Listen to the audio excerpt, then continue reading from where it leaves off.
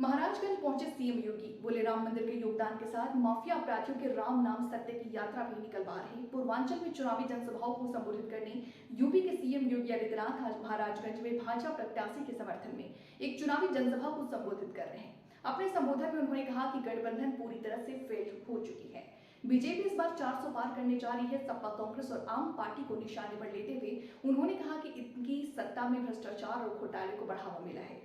क्या कुछ बोले मुख्यमंत्री योगी जी, आप भी सुनिए। कोई कहता है कि आरक्षण समाप्त करेंगे, कोई कहता है कि संविधान को बदल देंगे। इतनी झूठी कोरी बकवास ये कांग्रेस देश के खिलाफ साजिश कर रही है। सच्चाई तो ये है कि कांग्रेस के नेतृत्व में जो ये गठबंधन है, चाहे वह समाजवादी पार्टी का हो, चाहे वह आरजेडी का हो, चाहे वह आम आदमी पार्टी का हो, सच्चाई तो यह है कि बहनों और भाइयों, इनका गठबंधन यह बाबा साहब भीमराव अंबेडकर का विरोधी रहा है। याद करिए, बाबा साहब भीमराव अंबेडकर को चुनाव हराया था कांग्रेस ने। जब समाजवादी पार्टी की अखिलेश यादव की सरकार प्रदेश में बनी थी, तो अखिलेश यादव ने बनते ही सबसे पहला काम क्या किया? उसका पहला वक्तव्य था कि बाबा साहब भीमराव अंबेडकर, साहू जी महाराज, सावित्रीबाई फुले, इन जितने भी महापुरुषों के स्मारक लखनऊ में बने हैं, उन सबको तोड़ेंगे। ये बात ये अखिलेश यादव ही कहते थे।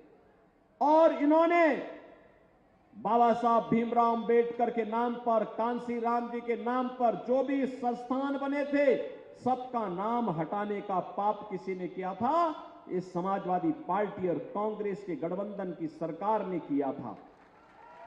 बहनों और भाइयों, अपने स्वार्थ के लिए संविधान के साथ छेड़छाड़ करना, देश के अंदर इमरजेंसी लगाना, भारत की भावना के साथ खिलवाड़ करना, एक कांग्रेस की फितरत रही है।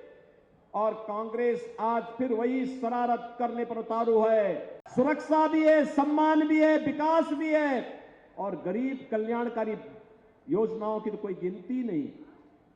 80 करोड़ लोग फ्री में राशन, ये समाजवादी पार्टी की सरकार के समय सब राशन माफिया हड़प जाते थे। 5 लाख रुपए का आयुष्मान भारत का कार्ड, किसी भी हॉस्पिटल में देश के अंदर जाएंगे, आपको उसके उपचार की सुविधा मिल जाएगी। यहां पे बनटांगिया गांव 18 बस्तियां के लिए महाराजगंज में थी, दर दर की ठोकरें खाती थी। आज उनको रेवेन्यू विलेज के रूप में मान्यता दी गई है। आजादी के बाद उनको पहली बार एहसास हुआ है कि हम भी आजाद भारत के नागरिक हैं, सम्मानजनक जीवन जी रहे हैं। उनके मकान बन रहे हैं, वहां बिजली जा रही है, वहां सड़क जा रही है, वहां पानी की सुविधा है, उनके लिए स्कूल बनाए जा रहे हैं। और अब तो मैं धन्यवाद दूंगा उन लोगों को कि उन्होंने ऑर्गेनिक और इंटीग्रेटेड फार्मिंग की कार्रवाई को भी यहां आगे बढ़ाना प्रारंभ किया है। बहनों और भाइयों, किसानों को किसान सम्मान निधि, हर गरीब के घर में शौचालय, हर घर नल की योजना। याद करिए, 2017 के पहले इंसेफ्लाइटिस से, नौ की बीमारी से सर्वाधिक मौतें महाराजगंज और कुशीनगर जनपद के मासूम बच्चों की होती थी। क्या ये समाजवादी पार्टी और कांग्रेस के लोगों को नहीं दिखता था क्या? एक गरीब का बच्चा था